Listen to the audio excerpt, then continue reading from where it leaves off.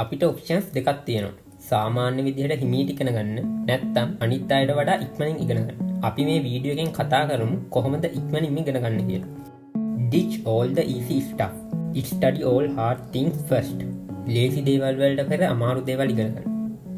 80%ක් ස්ටුඩන්ට්ලා focus කරන්නේ එයාලා දන්න පාඩමම නැවත නැවතත් ඉගෙන ගන්න.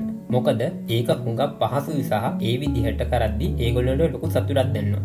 නමුත් මේ සැබවින්ම කාලය කාදවීමක්. එක්සාම්පල් එකක් විදිහට ඔයා පියානෝ එකක් ප්ලේ කරන්න ඉගෙන ගනිද්දි එකම සින්දුව අවුරුදු ගාණක් පුරුදු වෙනවා නම් කාලය ගත වෙනවා, ඉගෙන ගත්ත දෙයක් නෑ. ඒ වගේම තමයි ස්ටඩීස් වලදී. ඔයා ඩේලි ප්‍රැක්ටිස් කරන්න ඔයාට පුළුවන් ටික විතර නම් ඔයා කවදාවත් අලුත් දෙයක් ඉගෙන ගන්නේ නැහැ. එක්සාම්පල් එකක් විදිහට ඔයාට පාඩම් කරන්න තියෙනවා අවකලනය සහ කුලක යන පාඩම්.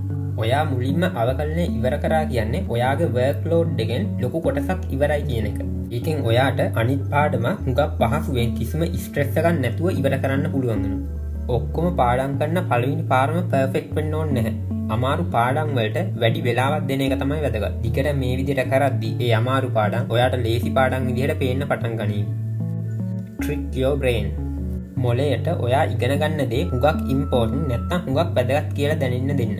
ස්ටඩීස් ආසාවෙන් කරන්න. ඒකෙන් ඔයාට ඔයා ස්ටඩි කරන ලෙසන්ස් ඉක්මනින්ම මතක තියාගන්න, ඒක ඉක්මනින්ම අවබෝධ කරන්න ලොකු පහසුවක් වෙනවා.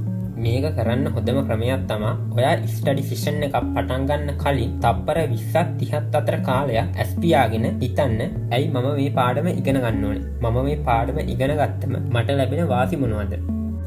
Stop multitasking and focus.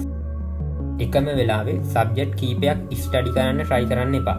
එකවරකට එක සබ්ජෙක්ට් එකක් ස්ටඩි කරන්න. ඒ වෙලාවට අනිත් සබ්ජෙක්ට්ස් වල පොත් නෝට්ස් ළඟ තියාගන්න එපා. Active recall. මේක අපි හැම වෙලාවෙම කතා කරන මේන්ම ස්ටඩි ටෙක්නික් එකක්. නිතර ටෙක්ස්ට් බුක් එක කියව ඔයාගේ කාලේ කනවා වෙනුවට ඔයාගේ මතකයේ පුනරාවර්ජනය කරලා බලන්න. උගා පාස් පේපර්ස් වලට උත්තර ලියලා ඔයාට ඔයා පාඩම් කරපුවා හරියටම මතකද අවබෝධ වුණාද කියලා චෙක් කරන්න. ඔයාගේම ටෙස්ට් එකක් හදාගෙන ඒවට උත්තර ලියන්න.